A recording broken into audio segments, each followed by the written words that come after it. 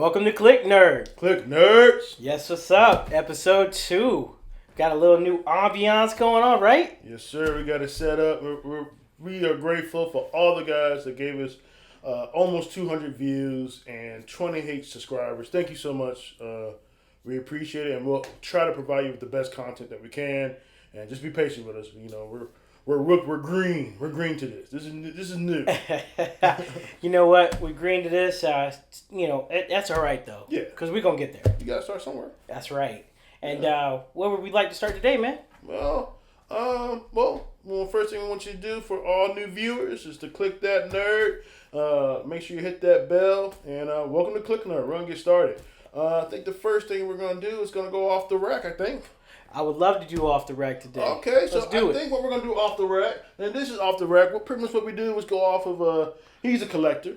If you're not familiar with KC, you need to know him. Okay, he's a collector. He's a comic book madman. He has everything. But I think we're gonna be talking about the infamous Ronin. Teenage Ninja Turtles. That's right, man. TMNT back in the house with a great story. I never thought I would like something like this, man. Man, it is dope. I love it. Pretty much, just to give you a little synopsis, we can give a little bit. Oh, absolutely. So, basically it just starts off with you have one turtle coming out, busting out, trying to get some revenge. And he's in a different uniform. He's actually collective of all the weapons that the four turtles would normally have. You got the nunchucks, you got the staff bow, you got your katana, you got your sais. I mean, my man is a one-man arsenal. He's just out there just cutting heads and beating people up. He's a wrecking crew for sure. For sure. I don't even think he knows his full potential. We don't know who this one turtle is at the beginning, man. You just don't know. You do. We don't want to ruin that for you. because you got the thing about us, we review these, but we want you to read them though. Absolutely. We want you to, whether way you get about reading it, going to TBS Comics, going online, app, we want you to have that excitement when you read it. Because when I found out who it was, but it's a great read. I enjoyed it. Who do you know who did it? I mean, if you want to go full circle back to who wrote it, I'm telling you, this is great because this is the original creators coming back to the content. As you can see from book 1 here, it's even got the original artwork from, I believe it's Laird and Eastman. Those two started the Teenage Mutant Ninja Turtles, I believe, sometime in 85, 87 somewhere. And they came back to this book, and it was kind of like a closure for me. And I really didn't think I would enjoy a story the way this is. If you'd have asked the younger me, I probably wouldn't have liked it. But the older me, it's like, man, this book is ridiculous. Back in the day, when the first Turtles, when they came out, if you don't know a little history, they all didn't really have the colorified bandanas. I think that was modified for the cartoon show. They all used to rock this red, this red bandanas. And the only thing you really know the difference between them is the way they spoke, the way the writer would write them. One had more attitude than the other. Yeah. One was a leader. Yeah. One was a surfer dude, and then one was a Cliq nerd. Donatello's a Cliq nerd, right? Yeah, Donatello's definitely a Cliq nerd. Donatello could be he could be the nerd gang, can he not? Absolutely. Right. All of them could, honestly. Look, let's go get a third chair right now. Donnie would probably, fact check the heck out of us. I mean, it is what it is. But anyways, and the comics will be in black and white. So, like this one, its predecessor, the older one, just as violent. The Ninja Turtles did not play. I know they dumb it down for the TV shows, for the cartoons, and stuff like that. But This is a great read, man. I hope you guys get the opportunity to look at it. And it's 4 out right now. It's possible a 5th one. It's a little mystery there. We don't know if it finished it at 4. The story kind of goes off a cliffhanger right there. Can we go any detail? We could go into some detail.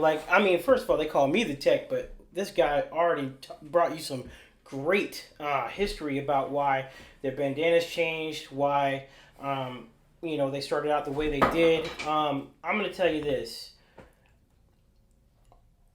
The way it starts out is you have one turtle breaking out to do some some work on the Foot Clan. What do you mean by work? You mean like putting them hands out? Oh, he gotta put the hands out. Yeah. That's what I'm saying. He has to put it down because while you may see other backing and supporting characters in the show, I'm sorry, comic book, not show, you may not necessarily have them physically. Yeah, I can get that. I can get that. You know, April's in this. April's dope. Casey Jones in the Casey Jones escape match, man. Casey, man, Ralph and Casey.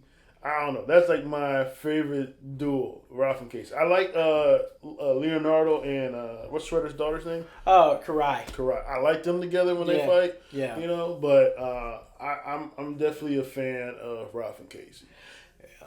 I'm with you on that because they're both hot-headed people. Both hot-headed, and they both get themselves into deep crap.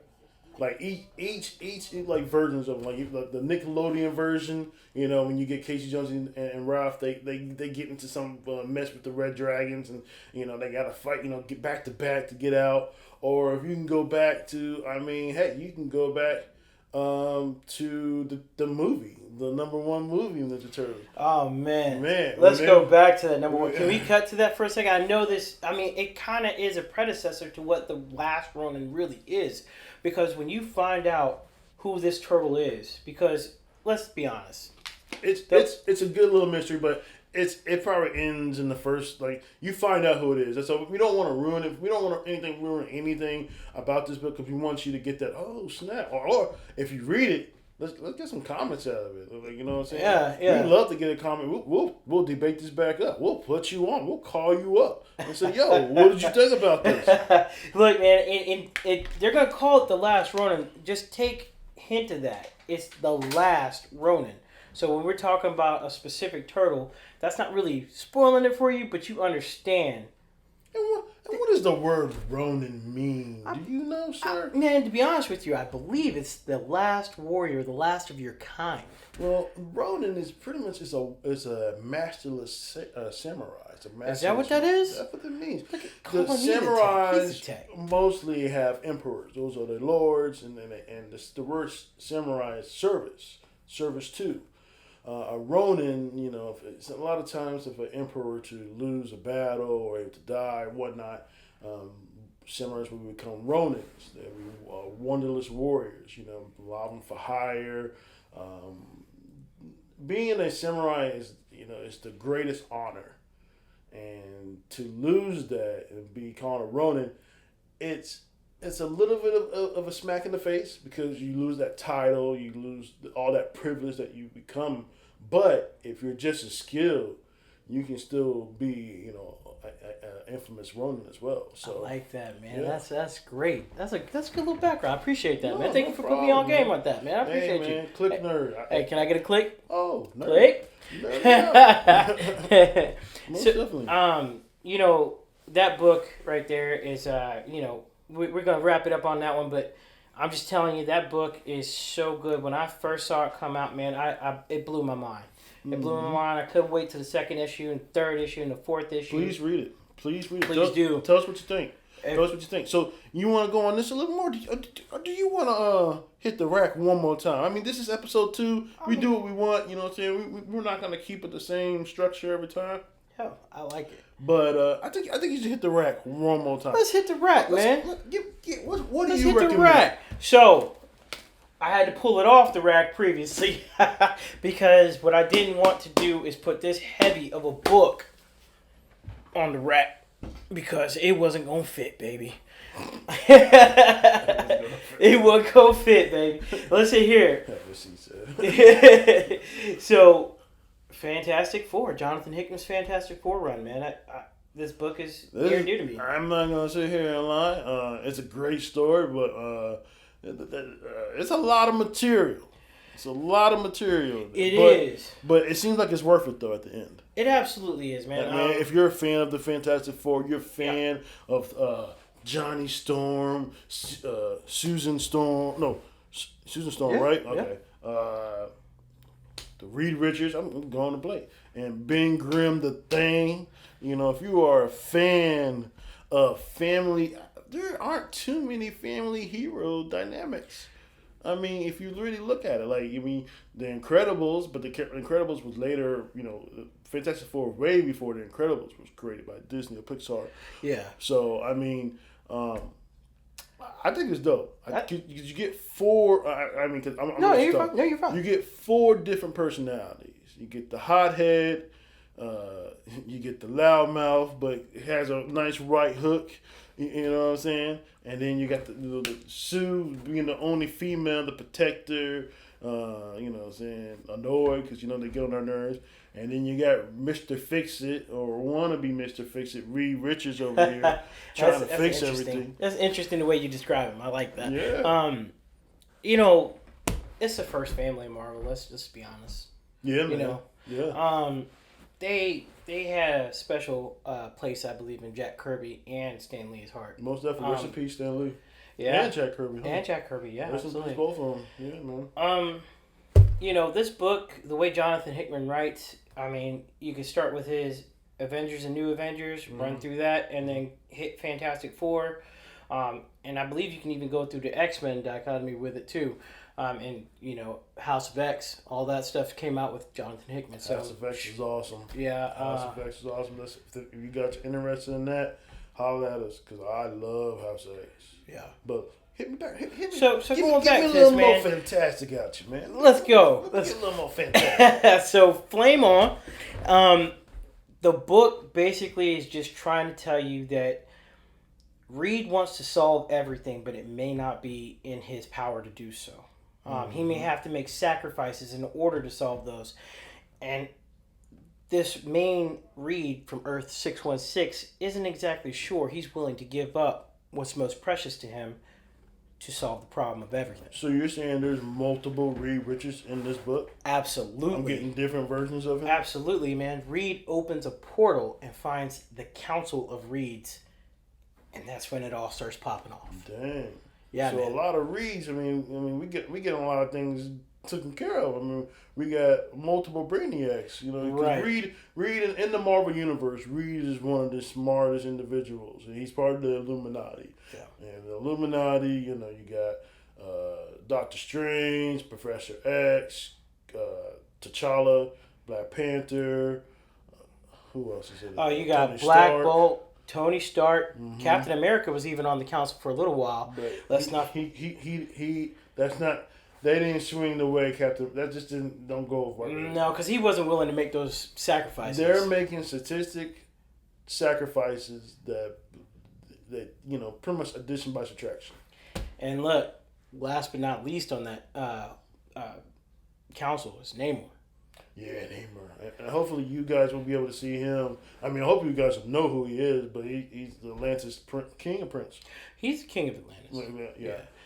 He's pretty much the Marvel's Aquaman version, but with a little twist. And the man got wings for feet. Okay, the man can fly. He don't like that. He tap dancing in the sky. So I mean, whatever. Fred Astaire. No, so seriously, going back to the story, man, it involves, Franklin, Valeria, which are the kids of the Reed and Sue, and basically they have to enlist the aid of Dr. Doom to kind of solve an issue that the portal they opened made. We talked about Doom last episode in episode 1. Listen, Doom is a very complex character. Now, don't get it twisted. He does not like Reed Richards because Reed Richards has taken a lot of stuff from him. In his mind, Dr. Doom is the good guy and Reed Richards is the villain in his head. But the thing I want to get back to is that he is a villain or he is an antagonist, but I don't think he's 100% a bad guy. He does have some good tendencies in him, but he's realistic. He's about him. If it's not good for Doom, he ain't got nothing to do with it. I mean, at one point, Namor speaking of the Illuminati, and I can speak about this because this kind of reaches into Jonathan Hickman's Fantastic Four, because all of Hickman's writing, you can read from one end to the other and it all makes sense, because he starts at the back and then works his way forward. At one point, Namor went to, and this is in Secret Wars, the newest Secret Wars, he went to Thanos and tried to solve the incursion problem. Okay. If you're not sure about the incursion problem, we'll get into that one day. Okay.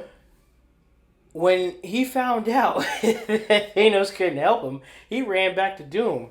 Doom told him, "You come here and ask me for help like I'm second rate? Why didn't you come to me first?" So, that's Doom. He had a 50-50 chance of going to him if he went to him first anyways. Yeah. Did he help him? No. Yeah, like you said, he had if he went to him first, he had a 50-50 chance. Yeah. Doom is very arrogant, very arrogant. But we're gonna move along because we got more stuff to talk about. Yeah. So let's nerd rate this thing. I'm sorry for everybody who got their headphones on me. He's just excited. How you gonna blame a man for being excited? Let's nerd rate this thing. What are you rating the Fantastic Four? This version. The Reunited at Last? Is that the Fantastic Four? So this is the Fantastic Four Volume 2 Omnibus. Okay. This is Hickman. And we get a lot of artists in here, but this is all Hickman. This is going to be on the world's greatest comic magazine. We've got the nice dust jacket. And let me show you guys the hardcover real quick before we give the rating. That's the hardcover. We're really happy about that. That's just beautiful. So simple. Yet it's plain. It's so simple. I'm gonna give this book from 1 to 10 on the Cliq Nerd rating. Cliq Nerd rating. I mean, it's really hard not to give this a 10. You giving it a 10? This is. Are you biased? No. You're a little biased. Okay, he got me. He's a little biased. What's your favorite Fantastic Four character? Gotta say the unpopular thing, which is Ben Grimm, because everybody loves Grimm. Everybody loves Grimm. I'm just saying, like, why would it be unpopular? Well, because I'm thinking that maybe people expected me to say Ben Grimm, but Ben Grimm's my favorite. I mean, I get that. Yeah, Ben Grimm's my favorite. Okay. Ben Grimm's my favorite. How about you? I like Ben Grimm, but I like Ben Grimm because he talks shit. I like a superhero. I like Spider-Man. I like people to talk stuff when you're fighting. I mean, it just gives you more dialogue, it just makes the fight. I mean, when you're looking at a comic book and you just see them swing, but you want them talking junk. Oh, you think you got me, or Rev. I don't know. I just like the back and forth when they're in the fight. I just don't want the fighting, in the comic book. I want to hear the dialogue, it's clobbering time, you know what I mean? So, sweet input too. I like Storm though, because I think if you didn't have Storm, you wouldn't have the adventures that the Fantastic Four are known for getting into.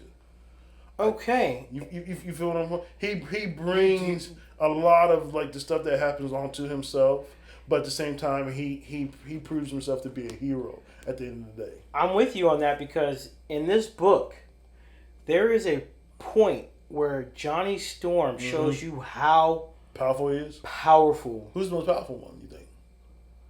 Oh man. I mean, Johnny can go Nova. I know he can go supernova. But he went Nova twice in this book. But Reed can wrap his ass up though. Maybe. I think Sue's the most powerful. I think you're right, and here's why. She can put a force field bubble in your head. You're done. Yeah. That's it. But I mean, she can block against a lot of stuff. Even though she passes out, and when she passes out, she's done.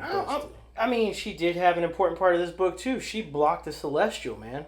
Do you know what that means? Celestial, I think we talked about it before. If we didn't, Celestials are godlike characters in the Marvel world. Sue has that dichotomy too. We just talking about Celestials though. Okay. So Celestials, they basically form things. They're they're godlike characters. They're god. Yeah. If you could block a Celestial, you're pretty powerful. But she's not a mutant though, right? No, actually. Would she be categorized as a super? I'm guessing because she didn't get her powers by birth. If you're not familiar with the Fantastic Four story, they are I guess they were scientists or whatnot, astronauts. I don't think they're astronauts. They were adventurers. So that's how the whole Fantastic Four is defined: is that they are explorers, adventurers, and scientists. Right.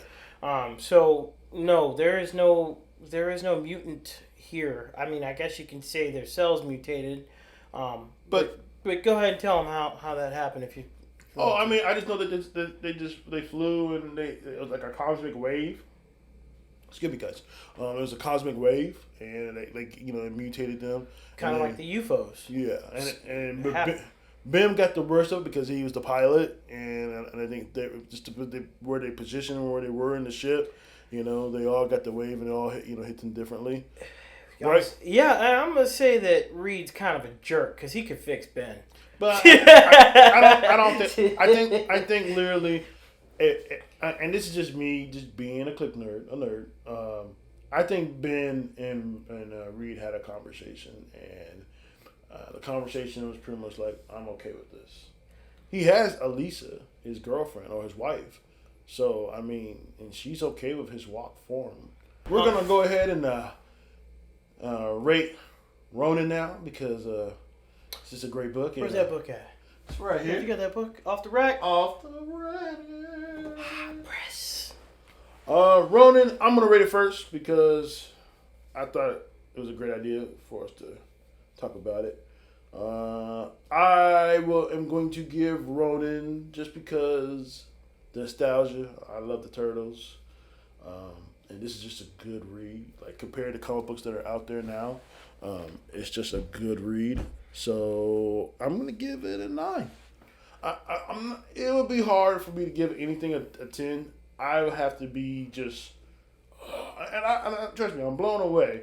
But I need. Hopefully, there's an episode. We keep talking about episodes.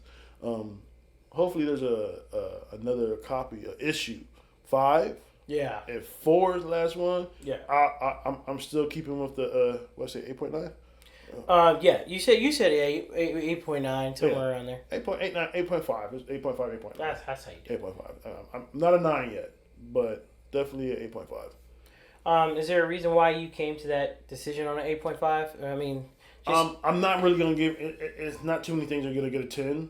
I loved it, and I hate how some of my favorite characters didn't make it. So that was kind of tough, you know what I'm saying? That's why the old me wouldn't have liked it as much as I do now. Let's go ahead and let's talk about, this would be a point where we talk about shows and movies, we just debate them and talk about, and this right here, we'll go in full details because whatever we're going to talk about is something that you can't already see, or it's nothing, I don't feel like it's going to be a spoiler. I mean, it's something it should be. People's already seen it. We're just debating it at this point. Yeah, I think so. If you haven't seen it, what you doing? You need to get on it. People busy, man. You're right, man. I got a ton of stuff he sent me that I haven't watched yet. Exactly. Yeah, I work from home, so I have the the luxury of just throwing something on. But we're gonna get into Young Justice. Young Justice, the anime series that started on Cartoon Network. Yep. That has officially moved to the DC network, and now it's on DC Network still and HBO Max. Yep. Great show, great little cartoon. Mm-hmm. It has some progressiveness to it. When it first started on season 1 to season 2 or whatever, it's obviously for kids 13 and up, maybe obviously for kids who like action cartoons and whatnot. Mm-hmm. And then the show got a little more mature, a little more adult situations, talking about people of all spectrum of life, mm-hmm. Communities and whatnot. Mm-hmm. I mean, showing intimacy. There was one scene where Black Lightning and I think the doctor, I can't remember her name. The one that in season 3, where she was end up being a spy for Darkseid, but Tara. No, not Tara. The Doctor. The Doctor. Oh, you're right. Okay. I don't know the name of that lady. I'll be honest with you. We don't know. Well, it wasn't Reyes, was it? There's Jamie Reyes. That's the Blue Beetle. See, I'm mixing it up. Yeah. I don't know. Well, anyway, that doesn't matter. The point, Young Justice, you have Superboy, you have Dick Grayson as Robin, you got Kid Flash as Wally West, right? I believe Wally. Yeah, Wally West. You're on the third or the second season? No, I'm talking about the start and stuff. Oh, the start. Yeah, that's Wally. Wally West. Yep. Then you have Artemis and Katana. No, not Katana. Well, she's in it at one point. But you got you can't forget Red Arrow. Red Arrow. Yeah. But Katana, not Katana, but the magician chick. Satana. Thank you. Satana, and I feel like I'm missing somebody. Aqualad. Yep. Aqualad. Which is Caldor. Caldor. Is that how you say it? Caldor? Yeah. Aqualad's dope. And I think that's it. The doctor we were looking for was Helga Jace, I believe. Yeah, Helga Jace. So Helga Jace and Black Lightning, Jefferson Pierce, if you're not familiar. They're they're just laying in the bed and they're just having like pillow talk. And obviously that, in the window that they've just had, relations. So, I mean, it's just, it's progressed. It's not very mature, but it's definitely hitting a much older audience, in my opinion. Yeah. Yeah. Where you at on it right now? I'm gonna be honest with you. I got a little bit of a different start of Young Justice than he did. I can tell you exactly where I was at. Did you just binge all of them all once? No. So when Young Justice came out, it had been out for about 2 months, and they would play Cartoon Network? When it first came out on Cartoon Network. Yeah. Well, I happened to catch it about 6 episodes in, right? So I got like the 6th episode. Mm-hmm. And I said, what is this? Yeah, man. They put money into this because the artwork is pretty good. Every time I watch something, it's got to look aesthetically pleasing to me. Yeah. So I think that the artwork of Young Justice is what drew me into the show at the beginning. Then I started finding out that there were more adult themes in the first season than I've seen in any other cartoon so far. You agree with me on what I was talking about? I agree with you. Okay, I do. You left me hanging. I thought you were leaving me hanging on. No, I wanted you to get your opinion out on that and take you where I was going to go with that. I know I'm not the only one feeling like No. It's a little adult, but okay. We don't go with it because I watch anime. Anime is pretty adult, but that's kind of how it's kind of a mix between anime and an adult DC, because DC animated movies are probably production wise to me. I think DC, they're good. They're consistent. They're consistent. They're consistently putting stuff out. As if Marvel has just they haven't put anything out besides What If. And it's like, what if it's like a 3D? It's somewhat cartoonish. I mean, I don't think it knows whether it wants to be 3D or 2D. That's my problem with the way it looks. I'm not saying it doesn't look pretty. I mean, aesthetically, yeah, it works, but there's something weird about the 3D 2D mesh. Right. I don't know if I like it. That's just my opinion. It didn't bother me because I like the stories, the what if stories. Because in my opinion, when you start these journeys with these movies like the cinema universe, you kind of have to be consistent with it. Yeah, I agree. You can't really, there's some things like with the whole Spider-Man, they're trying to fix it. I'm not trying to ruin anything, but they're literally trying to fix Spider-Man with a reboot at the end of this last one. In my opinion. Yeah, I think the whole first three movies were just basically an origin story. Pretty much were. I mean that's how they seem like they set up. But I don't. Does Tom Holland still want to be Spider-Man though? Yeah, I think there were some mixed things, right? Well, I think what happens. But they probably did it on purpose just to get us like, oh no, Tom is not gonna be Spider-Man anymore. What you have is people that run with a story that basically, which I'm not a fan of. The problem with the way they have it set up is that you. They will say. See what you check. Yeah, they will tell you. They will take snippets out of the paragraph that they blurted out at and talked about. Mm-hmm. They'll just take a snippet from that. Oh yeah, and then post that. Doing this fake news or trying the clickbait. You want? Yeah. So you. But see, we at Cliq Nerd, we are everything aesthetic, everything original. We don't want you just to click on us just because we want you to be like, oh snap. Yeah. You know. I agree. I get what I hate clickbait. I hate they put it out there for the hype. I mean, you got to do it. You got to. Some people got to do it, I guess. I mean, we're gonna try to stay away from it. We're not gonna say we're never gonna do something like that because that would be false. I think that you just have to be careful. Like, I'm not going to say Goku destroys the entire universe and he really dreams it in his head. Like, I wouldn't say something like that. Speaking of Goku. Speaking of Goku. Oh, what about Goku? You got something? Yeah, I do got something. What you got on your mind, man? Let me know. We're done with Injustice, right? We said everything we wanted to say. It's great. It's a good show. I think you guys should watch it. Season 4 kind of throws me off a little bit. I'm trying to see where they're going. Season 4 does throw me off. We'll get into that. Let's get into that for just a little bit. Just not too much of a deep dive, but just a little tidbit. What are we doing in this last season of The Injustice? That's a good question. I am so confused. Now, only thing that I liked about this last season is you guys have definitely broke down Vandal Savage. Vandal Savage is my new favorite villain. He go hard. Okay, I like how they represent him, how the look of him. He got the pressed perm hair. He's all identified. He got the arms always at his back. You know what I'm saying? Like, I want him and Darkseid to scrap. I was just gonna say he's the human version of Darkseid. I want him the way he and looks. Darkseid to scrap a little. When they met face to face, like, yo, I want go ahead throw him a 2-piece. Savage, just let him know that even though I'm not as strong as you, you ain't gonna kill because I'm immortal.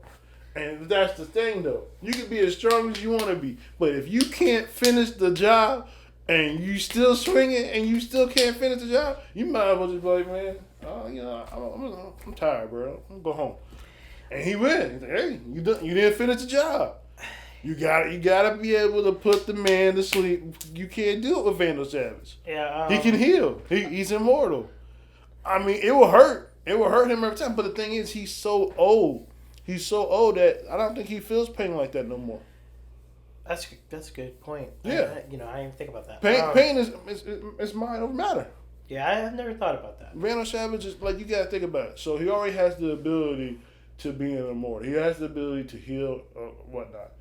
That, as you know, nothing can change. His age is he's just gonna stay the same. So he's gonna somewhat get stronger, right? Yeah, I mean, I would imagine so. I don't imagine you could live that long and not be strong.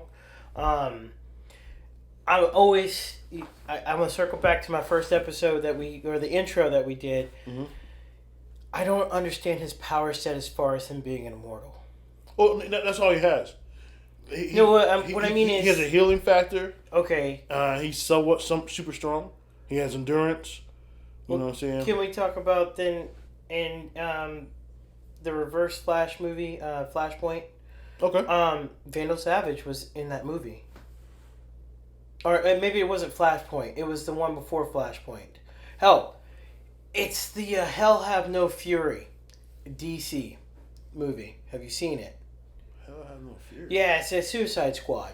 That's the one with the Hell card. It's not. Yeah. It's not Hell's Not Fury. It's not. No. Okay, you gotta check me on that. Tech ain't working today. It's on Hulu.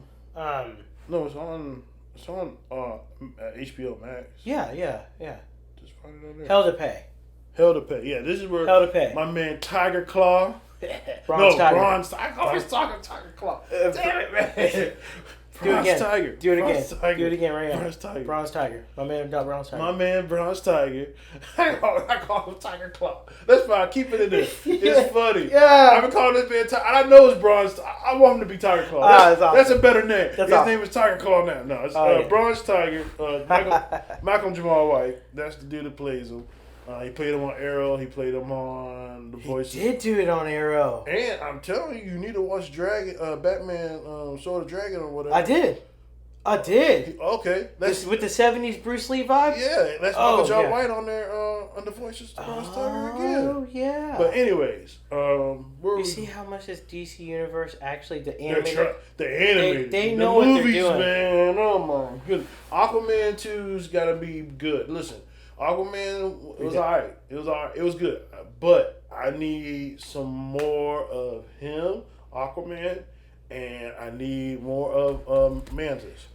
Black Manta, okay? I need more of that. I'm sorry. But we digress. We need to get back on because there was something that you said at the beginning of this conversation. And I keep hearing here. You didn't finish it, so it's bugging me. Well, come on. I mean, are we done with Injustice? Are we done? I mean, okay, you want to rate it? No, we're not. You don't want to rate it? Nah, I don't think we need to rate it. Okay, all right. I don't want to rate. What you got? Injustice. I think we're done. I just need them to be consistent. Okay. On whatever they're trying to do. Okay. All right. So yeah, I got the same problem. I'm not really understanding why they're writing the story the way they are. I mean, the Reach thing, that was a really long, drawn out story. But it was Drake though. And then it was Drake. It came back because it made sense. It was a Blue Beetle season. Jamie Reyes, right? Yeah, Jamie Reyes. Okay. Yeah, Blue Beetle is dope. A lot of people don't know that that's the second Blue Beetle. It's not the original. Original's Ted Kord.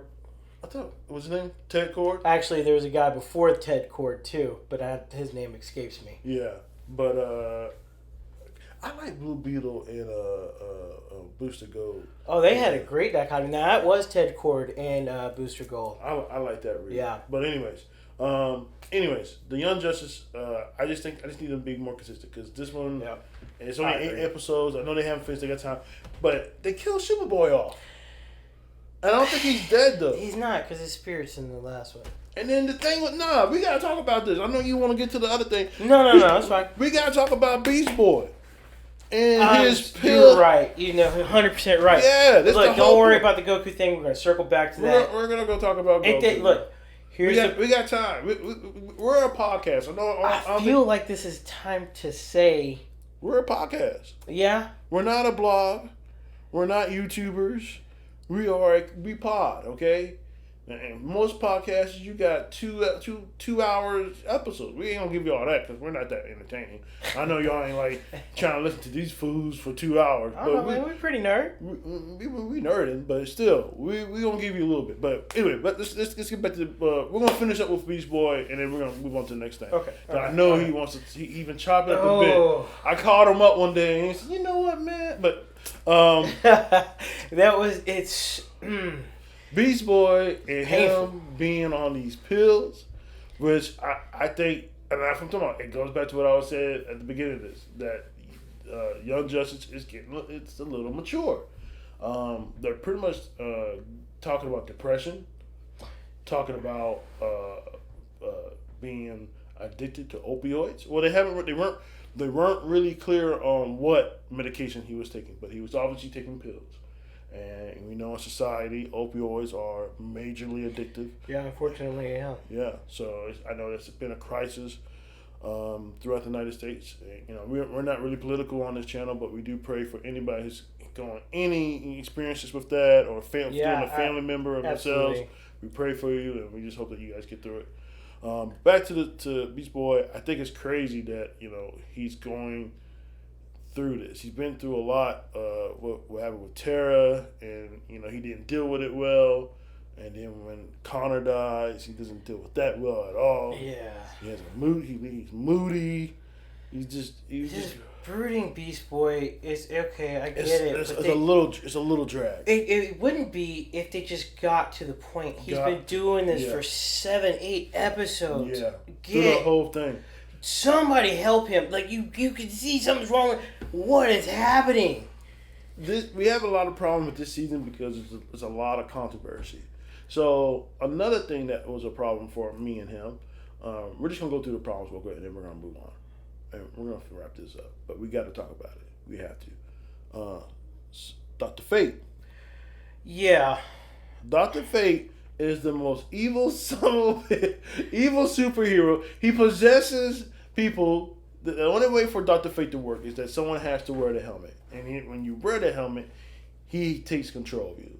Now, only a few times, maybe you weren't completely compatible. Yeah. Or, what I'm saying, the original Dr. Fate, his soul is still in the helmet. He'll speak for your behalf, and he'll maybe Mundu. What is So which version are you talking about? Well, what's the being's name? Yeah, Moto.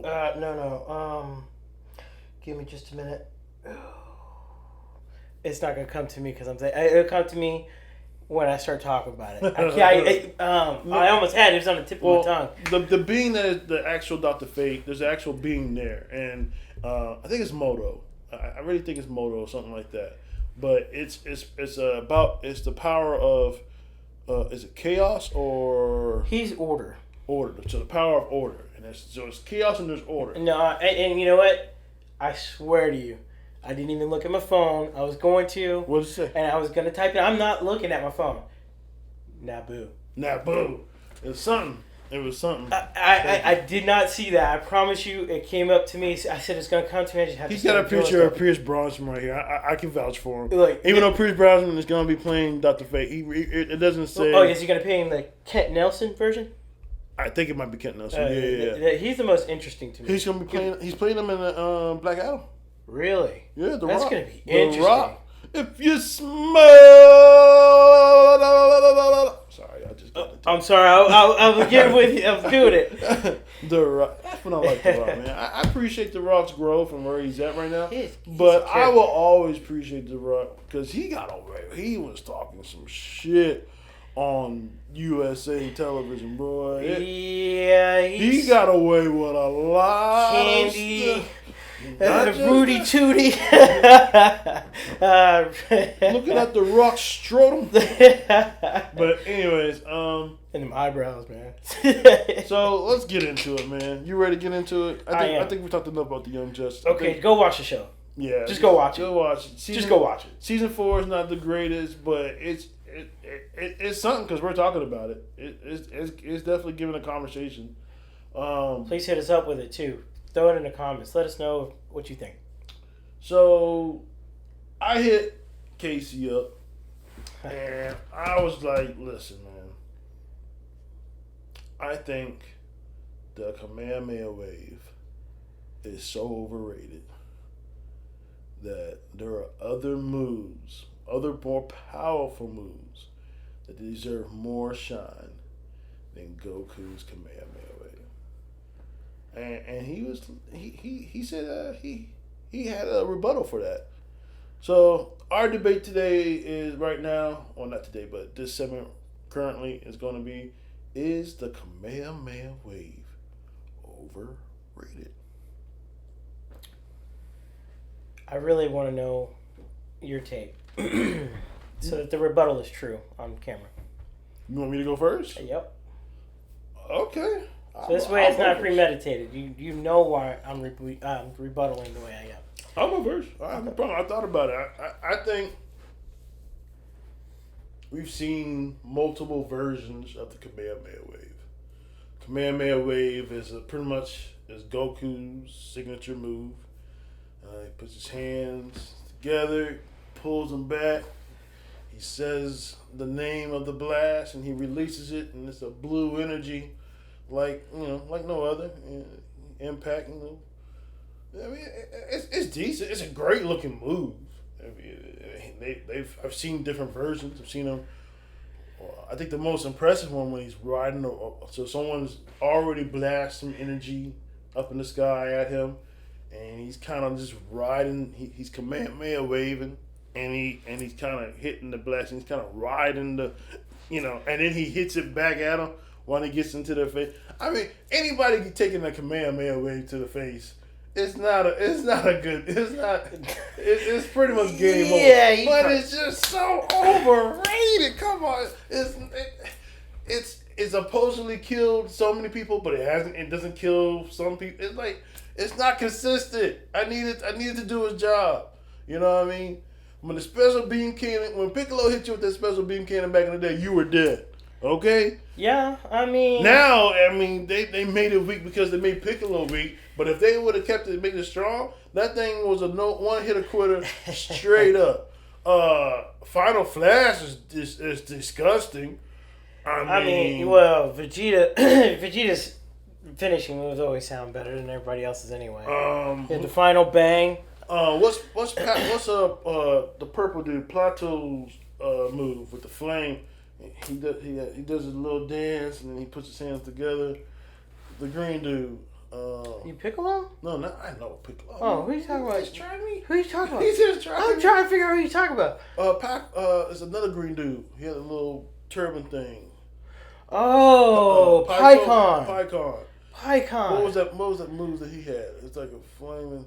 He had like a little dance. Yeah. That would mess the move up because it took too long. But when he hit you with it, even Goku's if he didn't have that instant transmission, yeah, he would have got him. Yeah. He would have got him with it. So I just think it's overrated just for the fact that it's not consistent. Yes, it's flashy. It looks good. Everybody uses it. Hell, Cell used it multiple times. Let's be honest. There's only one thing that's consistent about Dragon Ball Z. Goku being a star? Goku has the ability to end up beating anybody even though he's weaker than them. Somehow, some way. So that's the only theme of the show. That's the thing. But I'm not hating on Dragon Ball Z though. I watched Dragon Ball Z just for one day. I hope that Gohan gets some shine and Vegeta stop looking like a punk. And he actually, man, I want Super Namek to come out so bad. You watch Dragon Ball Super? I have. Yeah. Yeah, I'm torn with Dragon Ball Super because. I don't want to get into that. Okay, that's cool. I'm gonna go back to my What about Broly? I love Broly. You watched the Broly movie? I did. It was good. What'd you think about? Did we talk about the Kamehameha? Did you say what you were going to say? No, I was gonna go ahead and review that right now. Go ahead. What is it? Is it underrated? Is it overrated? Give it to me. What do you think? I think it's overrated, huh? No. No. I think it's neither. I think it's just there now. I think it's lost its relevance. So in a way, so it's overrated. No, because if you go back to the original episode, Dragon like Ball? yes, and you watch Master Roshi. That was a pretty good one. Jackie Chan and Goku. And Goku. Yeah. And he was just kind of pretty much copying because he heard Master Roshi start saying it. He just started saying it too. But I don't know. He did it. It was significant. And that was the first time he did it too, huh? Yeah. And he blew up the Red Ribbon Army. He tore them up. He destroyed the whole Red Ribbon Army. Mm-hmm. And so for at that time, you can't say that was overrated. You have to say that was a pretty powerful move. But then I get what you're saying. I get it. I think that if you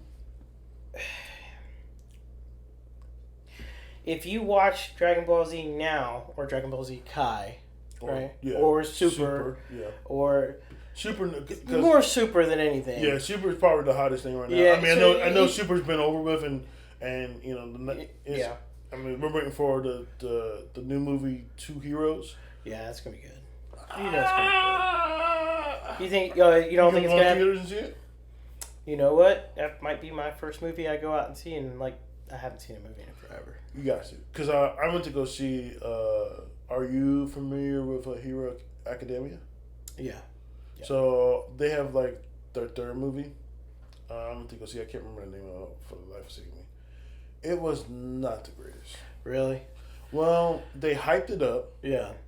And then it was just some of the scenes. It just didn't. It didn't go well on screen. I wouldn't have if I knew it was gonna be like that. Because I've seen Broly in theaters. Yeah. And Broly, that movie is so raw. The artwork in it. Yeah, it's the beautiful. Fight scenes it's in beautiful. it. It's beautiful. Vegeta looking gangster with the flyback. and Broly was trying to get him. He's just, Yeah. So Hmm. they use a Kamehameha wave in that movie, if I'm not mistaken. they do. Oh, of course they do. And Look, you know, first and foremost, that's like Goku's starter kit. that's I want to see a Spirit Bomb. Forget all this. Can we see a Spirit Bomb? I ain't seen a Spirit Bomb in forever. you know, that's You don't something even that Spirit might Bomb rival no the Kamehameha wave. But do I think it's overrated? No. Do I think it's underrated? Maybe sometimes. I think that you can't take his staple and say it's overrated. Not in that sense, because Goku always wins. So there's that. I mean, that's just, and I don't tomato, man. Look, we like to do that. We want to sit here and give each other viewpoints, and then go, all right, cool. I'm good with it. So I think we're gonna go into your favorite segment. Do you have anything that you want to get off your chest? Well, you know, absolutely. Let's hear it. Cause I'm not a fan. No, I'm not a fan of the way they're doing the video release for Spider-Man: No Way Home. I'm just gonna be honest. I'm not a fan. Can you deep dive into that? So, Sony and Marvel, they sign contracts with each other. Obviously, that's the only way we even got this No Way Home and even got all right. The bells and whistles, the Andy Garfield, the Tobey Maguire, William Dafoe. It's the only reason they had to collab. Yeah. Well, when they signed the contract, Spider-Man: No Way Home missed a contract deal for getting it on Disney Plus by a week or something like that. So that means it ain't coming to Disney Plus anytime soon, as far as I know. So that means I gotta subscribe to something else, whatever is gonna happen. So that's what I'm not a fan of, man. All right, guys. Well, I think that's gonna wrap this one up, man. We really appreciate you guys tuning in, subscribing, watching, giving us those likes, those comments. We appreciate all of it. Yes, sir. We most definitely do. We do appreciate, you guys taking, an hour out of your day or whatever, much time you guys can, we appreciate you guys. And just thank you for joining us at Cliq Nerd. And we'll be back with episode 3. That'll be coming out shortly. And we'll do, I'm not a fan. We'll do a new one. Yeah, and we'll get to Electric Superman. John Will, we're going to touch on that. We're going to get on that, man. Absolutely. And thank you once again, Cliq Nerd. Like, subscribe, bell, Click all the that little nerd. whistles. Click that nerd. Click the nerd. Click that nerd. And we appreciate it. And we'll see you on the next one, right? Thanks, guys. Click that nerd.